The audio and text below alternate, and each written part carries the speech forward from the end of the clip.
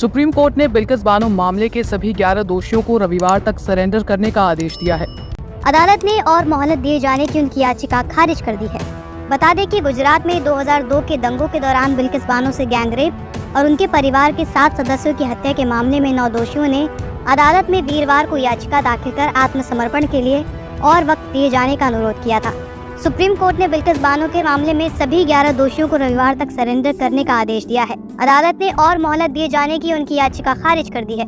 शुक्रवार को दोषियों की याचिका खारिज करते हुए न्यायमूर्ति बीवी नागरत्ना की अगुवाई वाली पीठ ने दोषियों को रविवार तक जेल लौटने का आदेश दिया। न्यायमूर्ति बीवी नागरत्ना और उज्जवल भुइयां की पीठ ने कहा कि दोषियों ने अपनी याचिकाओं में और समय दिए जाने को लेकर जो कारण बताए हैं उनमें कोई दम नहीं है।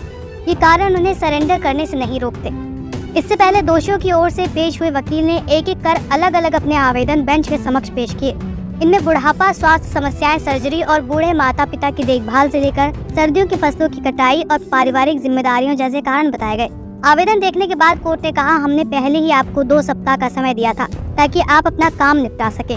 दोषियों में से एक रमेश रूपा भाई चंदाना की ओर से पेश वरिष्ठ वकील वी चिदम्बरेश्वर ने कहा कि वो 62 वर्ष के हैं, अपने वृद्ध माता पिता की देखभाल करने वाले इकलौते हैं, उनकी शादी नहीं हुई थी। पीठ ने कहा, हमें अन्य मुद्दों पर जाने की जरूरत नहीं। कानून के शासन का उल्लंघन हुआ है क्योंकि गुजरात सरकार के पास जो पावर नहीं थी उसे भी अपने हाथों में लिया और उसका दुरुपयोग किया। इस आधार पर छूट के आदेश भी रद्द किए जाने योग्य हैं। हम गुजरात सरकार द्वारा शक्ति के दुरुपयोग के आधार पर छूट के आदेशों को रद्द करते हैं। सभी दोषियों के आत्मसमर्पण करने की समय सीमा 21 जनवरी को समाप्त हो रही है। इससे पहले सुप्रीम कोर्ट ने गुजरात सरकार पर अपनी शक्तियों का दुरुपयोग करने का आरोप लगाते हुए बिल्किस की 11 दोषियों को सजा में छूट देने के राज्य सरकार के फैसले को 8 जनवरी को रद्द कर दिया था और दोषियों को 2 सप्ताह के अंदर जेल भेजने का निर्देश दिया था। बता दें कि घटना के वक्त बिल्किस बानो 21 साल की थी और 5 महीने की गर्भवती थी।